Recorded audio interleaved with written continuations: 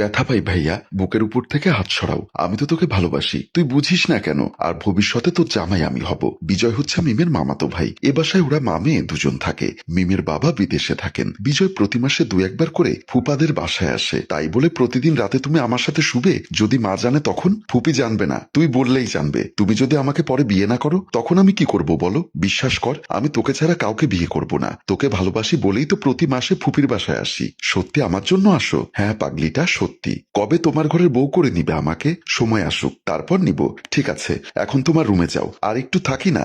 না, মা জেগে যাবে তো। তুমি যাও বলছি। বলে একরকম জোর করে বিছানা থেকে ঠেলে নামিয়ে দিল। মিমের কথা শুনে বিজয়ও আর কোনো কথা না বাড়িয়ে সোজা নিজের রুমের দিকে চলে আসলো। এদিকে মিমের মা রাতে টয়লেটে যাওয়ার জন্য বের হতেই দেখলো মিমের রুমের দরজা দিয়ে বিজয় বের হচ্ছে। মিমের মা বিজয়কে দেখে ফেলে, কিন্তু বিজয় সেটা লক্ষ্য করেনি। মিমের মায়ের মনে খটকা ঢুকে যায়, বিজয় এত রাতে মিমের রুমে কি করছে? রাতে আর কাউকে কিছু বলে না, উনি বাথরুমে ঢুকে যায়। পরদিন সকালবেলায় নাস্তার টেবিলে মিমের মা বলল, একটি কথা জানতে চাই মিম, সত্যি বলবি তো? অবশ্যই সত্য কথা বলবো। কি কথা মা, বলো।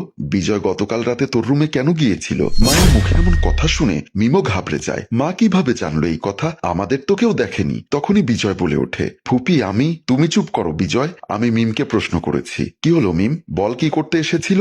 আসলে হয়েছে কি মা, বিজয় ভাইয়ার নাকি ভালো লাগছিল না, তাই আমার সাথে কথা বলতে এসেছিল। শুধুমাত্র এটাই নাকি অন্য কিছু? আর কি হবে শুনি? বিজয় আমার ভাইয়া হয়, আমার রুমে কি উনি আসতে পারে না? ঠিক আছে, আজ কিছু বললাম না, আর যেন রাতের বেলায় বিজয়কে তোর রুমে না দেখি। ঠিক আছে মা। এরপরে সবাই খাওয়া শুরু করে দিল। সেদিন বিকালবেলা মিম তার রুমে শুয়েছিল, এমন সময় বিজয় আসলো সেখানে। বিজয় এসে মিমের মাথার পাশে বসলো। মিম বিজয়কে দেখে শোয়া থেকে উঠে বসে গেল আর বলল, তুমি আর রাতে আমার রুমে আসবে না। কেন সোনা? মা জানতে পারলে সব শেষ হবে। আমি চাই না মা কিছু জানুক বা আমাদের ভুল বুঝুক। আমি আজকেও আসবো। এটা বলেই বিজয় রুম থেকে চলে গেল। এই ঘটনার 3 মাস পর বিজয় তখন তাদের বাসার ড্রয়িং রুমে বসে মোবাইল টিপছিল। এমন সময় বিজয়ের বাবা ড্রয়িং রুমে আসলো। বাবার হাতে চিঠি দেখে বিজয় বলল, বাবা বিয়ের চিঠি নিয়ে কোথায় যাচ্ছ? তোর ফুপুদের বাসায় যাচ্ছি। তাকে এবং তার মেয়েকে বিয়েতে 7 দিন আগে চলে আসতে বলবো। যেহেতু তোর মা বেঁচে নেই, তাহলে তোর মায়ের দায়িত্বটা তোর ফুপুকেই পালন করতে হবে। বিজয় টেনশনে পড়ে গেল, কারণ সে তার ফুপাতো বোনের সাথে চিট করেছে, তাকে বিয়ের প্রলোভন দেখিয়ে ভোগ করেছে, আর আজ তাকে না জানিয়ে বাবার পছন্দ করা মেয়েকেই বিয়ে করে ফেলছে। বিজয় বলল, বাবা ফুপুদেরকে ইনভাইট না করলে হয় না? তোর কি মাথা ঠিক আছে? আমার একমাত্র বোন, তাকে বুঝি তোর বিয়েতে আমি ইনভাইট করব না? তোর কি মাথা ঠিক আছে? আমি চেয়েছিলাম বিয়ের পর যে কোনো এক সময় ওনাদেরকে বাসায় দাওয়াত করে এনে সারপ্রাইজ করব।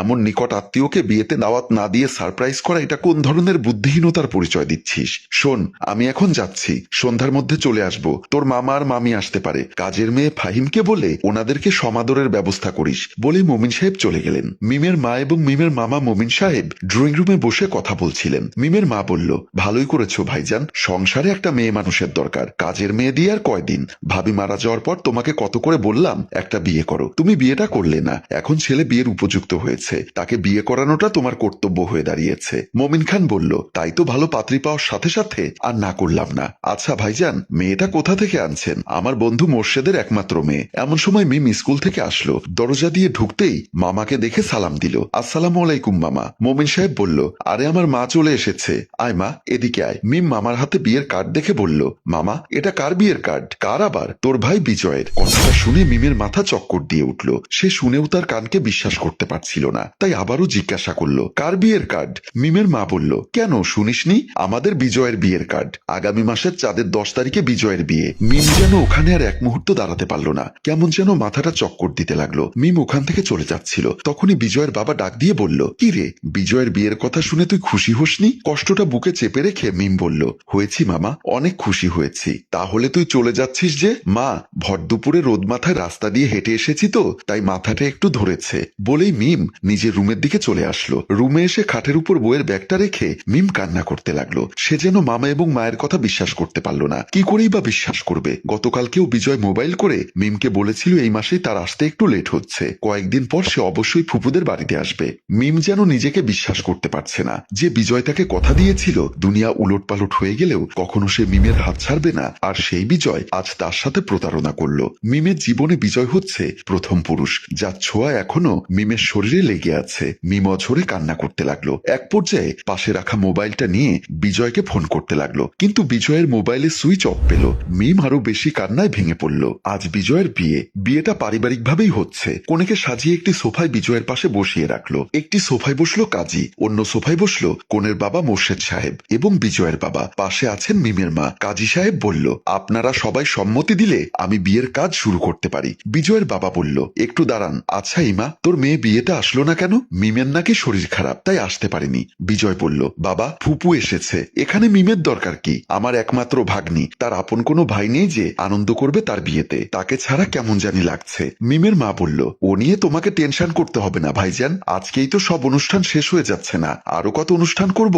বিআইন আমার ঠিকই বলেছেন, আগামী সপ্তাহে আমার বাড়িতে ধুমধাম করে জামাই বরণ আয়োজন করব, তখন না হয় সবাই মিলে আনন্দ উপভোগ করবে। বিয়ের তো মাত্র শুরু, আনন্দ করার অনেক টাইম পাবেন, এখন আমার হাতে টাইম নেই, আপনারা অনুমতি দিলে আমি বিয়ের কাজ শুরু করব। বিজয়ের বাবা বলল, আচ্ছা ঠিক আছে, আল্লাহর নাম নিয়ে শুরু করুন। কাজী সাহেব বলল, ফুলতলা নিবাসী মোমিন খানের একমাত্র ছেলে মোহাম্মদ বিজয় খানের সাথে 8 লক্ষ টাকা দেনমোহর ধার্য করিয়া 4 লক্ষ টাকা উসুল এবং 4 লক্ষ টাকা বাকি রাখিয়া এই বিবাহে সম্মতি থাকলে বলমা কবুল। কোনে আলহামদুলিল্লাহ বলে কবুল বলার আগেই মিম এসে বলল, দাঁড়ান। মিমকে দেখে সবাই অবাক হয়ে গেল। বিজয় বসা থেকে উঠে গেল। মিম ওদের কাছে যেতেই সবাই অবাক হয়ে মিমের দিকে তাকিয়ে আছে। হ্যালো বন্ধুরা, আপনারাই বলুন এই মুহূর্তে মিমের কি করা উচিত? আপনাদের কমেন্টের উপর ভিত্তি করে আমরা এই গল্পের দ্বিতীয় পর্ব নিয়ে আগামী পরশুদিন এই পেজে ঠিক এই টাইমে হাজির হব।